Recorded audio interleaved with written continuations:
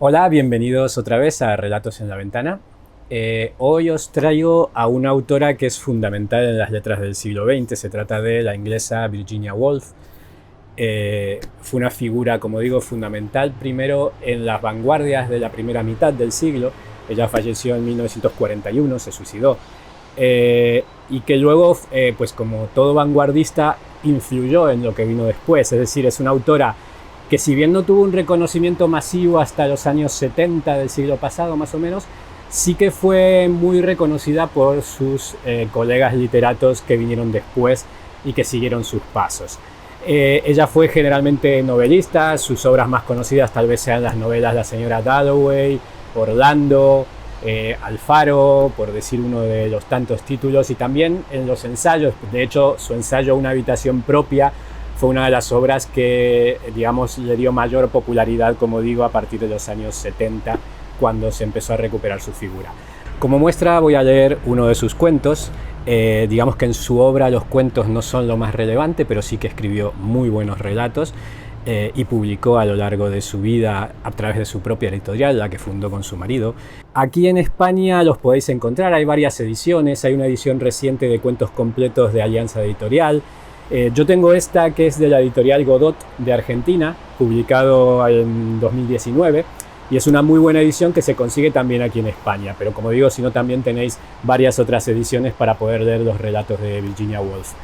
Muy bien, pues sin más, voy a leer uno de sus cuentos. Es uno de sus primeros relatos, publicado en su primer libro, que es Jardines de Kew. Del cantero ovalado se elevaban alrededor de 100 tallos, que más o menos hacia la mitad se abrían en hojas con forma de corazón o de lengua, y desplegaban en la punta pétalos rojos, azules o amarillos con manchas de colores. Y de la oscuridad roja, azul o amarilla del centro sobresalía un tallo grueso, recto, rugoso, cubierto de polvo dorado y con terminación compacta. Los pétalos eran lo suficientemente grandes como para agitarse con la brisa de verano, y al moverse, las luces rojas, azules y amarillas se entremezclaban, manchando un pequeño diámetro de la tierra marrón del cantero, de un color de lo más intrincado. La luz caía, o bien sobre la superficie suave y gris de una piedra, o bien sobre el caparazón de un caracol, con sus venas circulares color marrón, o sobre una gota de lluvia, ensanchando con tal intensidad las delgadas paredes de agua, de rojo, azul y amarillo, que parecía que iba a explotar y desaparecer. Sin embargo, la gota recuperó en un segundo su tono gris plata habitual, y la luz se posó luego sobre la superficie de una hoja, revelando las nervaduras de la superficie, y otra vez se movió y se posó sobre los vastos espacios verdes bajo el montículo de hojas con forma de corazón o de lengua.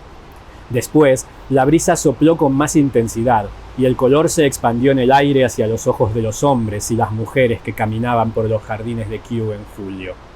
Las figuras de esos hombres y mujeres caminaban lentamente detrás del cantero, con un curioso movimiento irregular, no muy diferente al de las mariposas blancas y azules que atravesaban el césped volando en zigzag de cantero en cantero. El hombre caminaba despreocupado, apenas unos centímetros delante de la mujer, mientras que ella iba a paso decidido, volviéndose solo de vez en cuando para vigilar que los niños no se hayan alejado demasiado. Él mantenía la distancia deliberadamente, aunque tal vez de modo inconsciente, pues deseaba seguir abstraído en sus pensamientos. Hace 15 años vine aquí con Lily, pensó. Nos sentamos por allí junto al lago, y durante toda esa tarde calurosa le supliqué que se casara conmigo. La libélula nos sobrevolaba. Con qué claridad veo la libélula y el zapato de Lily, con la hebilla de plata cuadrada en la punta. Mientras yo hablaba, miraba su zapato, y si ella movía el pie con impaciencia, yo sabía, sin levantar la vista, lo que iba a decir. Todo su ser parecía estar en el zapato, y todo mi amor, mi deseo, en la libélula. Por alguna razón pensaba que si se posaba allí, en esa hoja ancha con la flor roja en el medio, pensaba que si la libélula se posaba en esa hoja, ella diría que sí de inmediato. Pero la libélula volaba y volaba, nunca se detuvo en ninguna parte. Desde luego que no, afortunadamente, pues de lo contrario, no estaría aquí paseando con Eleanor y los niños. Dime, Eleanor, ¿piensas a menudo en el pasado? ¿Por qué lo preguntas, Simon? Porque he estado pensando en el pasado. He estado pensando en Lily, la mujer con la que pude haberme casado. ¿Por qué estás callada? ¿Te molesta que piense en el pasado? ¿Por qué lo harías, Simon? ¿Acaso no todos pensamos en el pasado cuando estamos en un jardín con hombres y mujeres recostados bajo los árboles? ¿No son ellos acaso nuestro pasado, todo lo que queda de él, esos hombres y mujeres, esos fantasmas recostados bajo los árboles, nuestra felicidad, nuestra realidad? En lo que a mí respecta, una hebilla de plata cuadrada y una libélula. En lo que respecta a mí, un beso. Imagina 6 niñas sentadas frente a sus caballetes hace 20 años, a la orilla del lago, pintando los nenúfares, los primeros nenúfares rojos que vi en mi vida.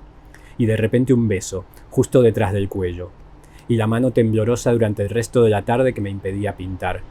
Me saqué el reloj y fijé la hora en la que me permitiría volver a pensar en el beso durante tan solo 5 minutos. Qué beso tan preciado, el de una mujer de cabello gris y verruga en la nariz, la madre de todos los besos de mi vida. Vamos, Caroline, vamos, Hubert. Pasaron el cantero caminando los 4 juntos ahora, y pronto se fueron encogiendo entre los árboles hasta verse casi transparentes, mientras la luz del sol y la sombra flotaban a sus espaldas formando grandes y temblorosas manchas irregulares. En el cantero ovalado, el caracol, con el caparazón teñido de rojo, azul y amarillo durante aproximadamente 2 minutos, parecía moverse ahora muy lentamente. Se empezó a arrastrar sobre los grumos de tierra floja que se desintegraban a medida que les pasaba por encima. Parecía perseguir un objetivo específico, y en ello se diferenciaba del curioso insecto, verde y anguloso, que intentaba adelantársele. Esperó unos segundos. La antena le temblaba como si vacilara, hasta que de un salto rápido y curioso salió disparando hacia el lado contrario.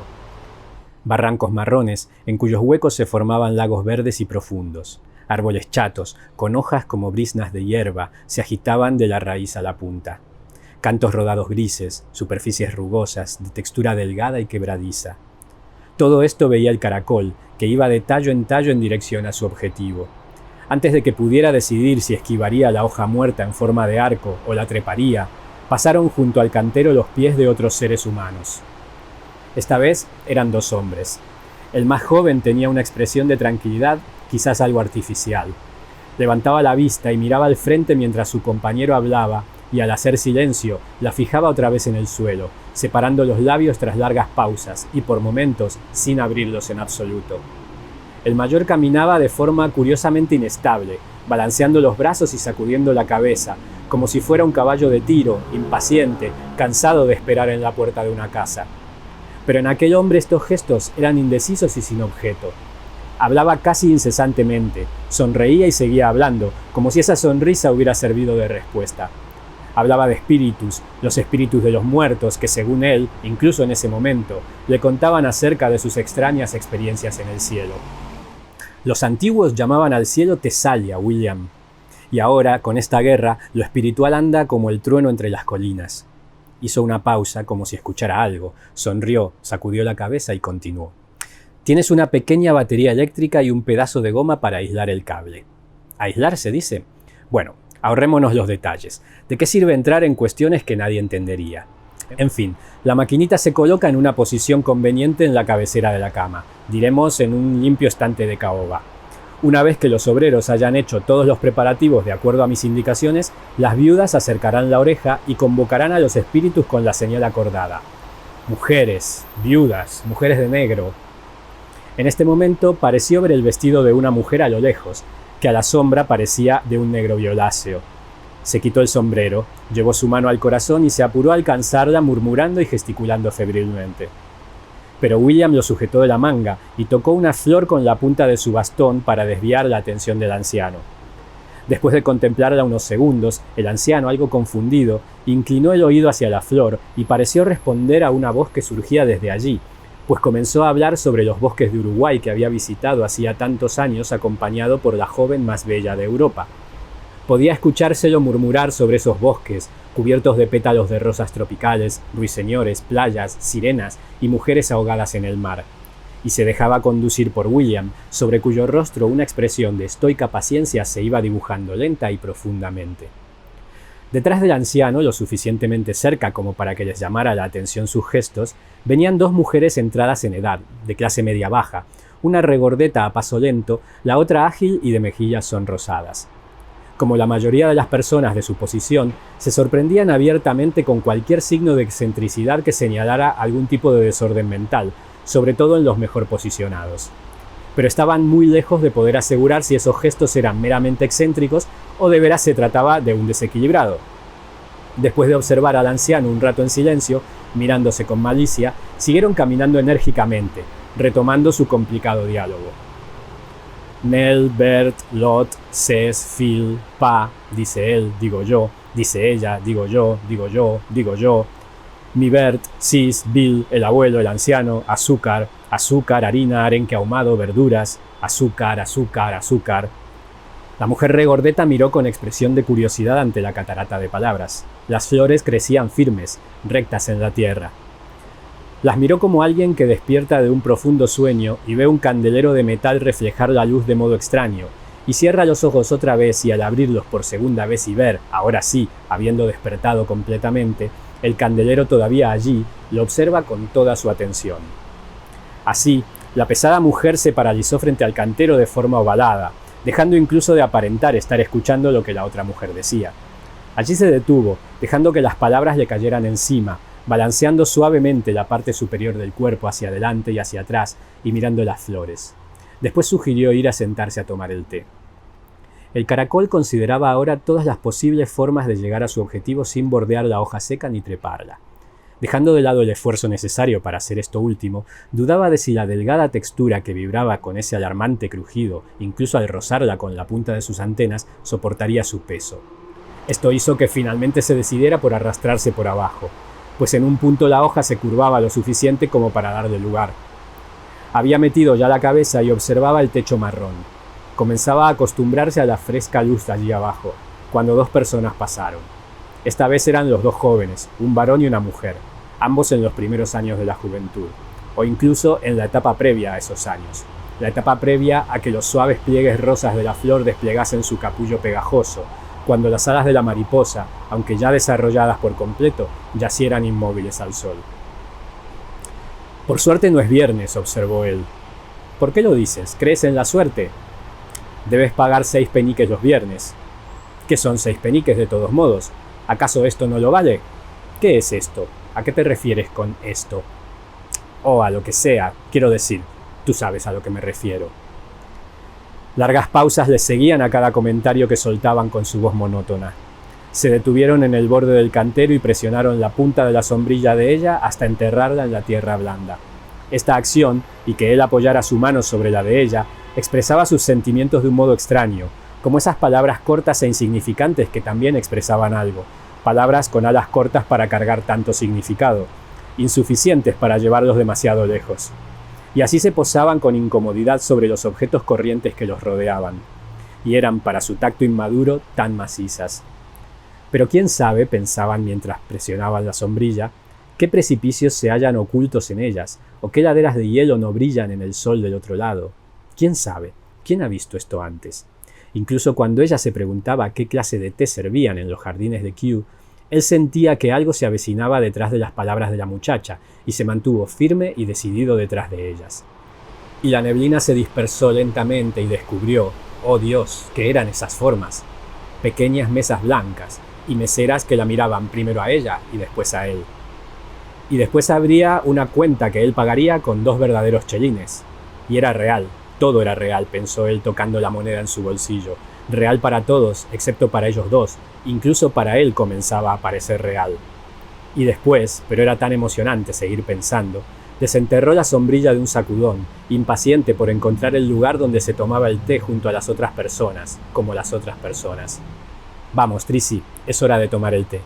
¿Dónde se toma el té?, preguntó ella, con un dejo de emoción en su voz de lo más extraño, observando a su alrededor y dejándose conducir por el camino de césped, arrastrando la sombrilla, volteándose de un lado al otro, olvidándose del té, deseando ir para allí y para allá, recordando las orquídeas y las aves del paraíso entre las flores salvajes, una pagoda china y un pájaro de copete color carmesí, pero siguió caminando. Así, una pareja detrás de la otra, a un ritmo bastante similar, a un paso irregular e indeciso, pasaban el cantero y terminaban envueltos en un halo de vapor verde azulado en el que al principio los cuerpos mantenían la sustancia y algo de color, pero luego se disolvían en la atmósfera verde azulada. Qué calor hacía, tanto que hasta el zorzal decidía saltar, como un pájaro a cuerda, hacia la sombra de las flores, con largas pausas entre un movimiento y el siguiente.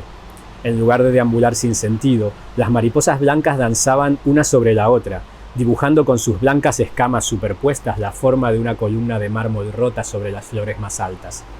El techo de cristal del invernadero brillaba como si un mercado repleto de relucientes sombrillas verdes se hubiera abierto bajo el sol. Y entre el zumbido del avión, la voz del cielo de verano descubría su alma abrumadora. Amarillo y negro, rosa y blanco como la nieve.